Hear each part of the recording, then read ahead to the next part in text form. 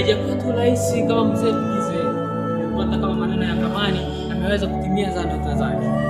Haikuwa kama jambo rahisi ambalo liweza kutimizwa katika wale wazee wa kale. Waliweza kuwa katika ndoto zao za kizimuni wakiwa wanaweza kukua na maneno yanaweza kutimizwa. Jambo hili liweza kuwafanya hata wale wa Kamani kuwa na uwezo kama huo.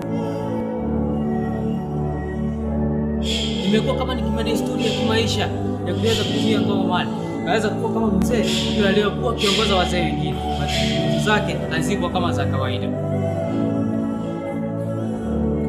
Imekuwa kama kimaumbile kufuata vitu kama nyongo visiokuwa na mawaa.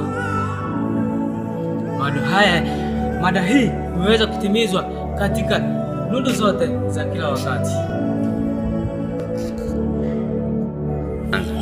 Baada ya mwaka mmoja, maneno haya yake hayakuweza kufikia katika nundu.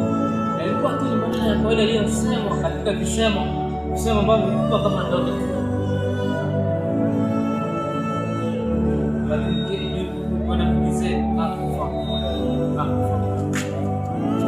Watoto wake waliweza kufuata nyanja zake ambazo waliweza kufuatwa na wazee wote. Mambo haya watu waliachapa picha hata hawakuweza kuyatumia katika maneno kama haya.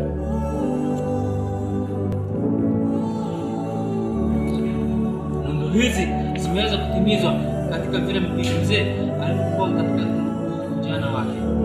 Wakasema ujana ni moshi, kama nilivyosema wale.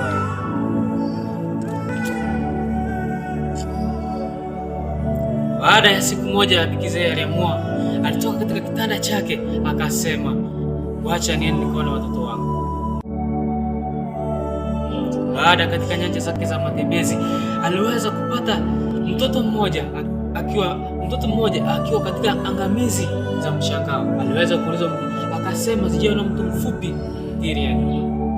Jambo hili liweza kufanya hata Bikizee kuwa mshangao mkubwa sana. Mambo kama haya yaliweza kutimizwa kama vile Mbobile aliweza kutimiza ndoto zake za kawaida. Siku ya tatu iliweza kuwania. Bwana Bikizee alikuwa katika chama chake. Chama hiki kiliweza kuelekezwa na Bwana Mbobile. Bwana Mbobile ndiye aliyekuwa msimamizi wa chama hiki.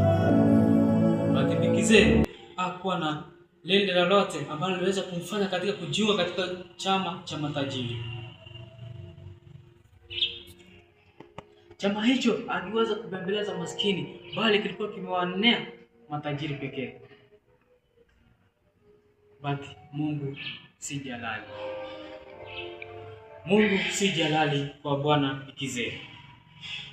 Bwana Bikizee hakufa moyo, bali aliweza kutimiza ndoto zake kwa kujituma kama kijana mdogo na mzee wa miaka ya chini. Baada ya siku ya 4, Bwana Bikizee alikuwa ameshatoka chama chake, na mambo ambayo yaliweza kuongewa katika chama hicho yaliweza kumfurahisha.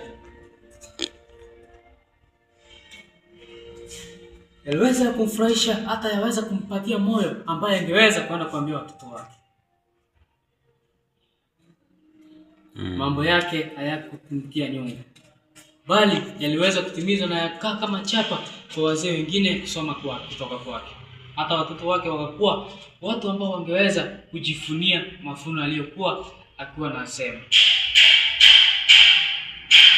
Bwana Bikizee aliweza kuleta uwezo ambao ungeweza kutumiwa na wazee wengine katika mazungumzo yao.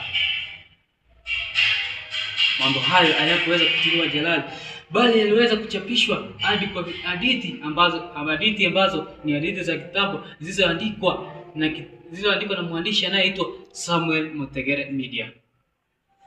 Hadithi ya kwanza iliyotokea katika hadithi za kale iliyoandikwa na Bwana Bikizee.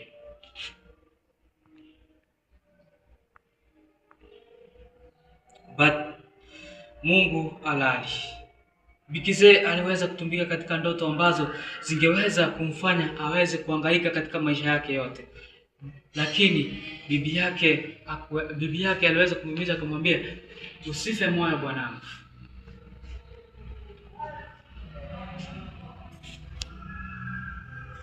Mambo hayo ni mambo ya kutimiza sana.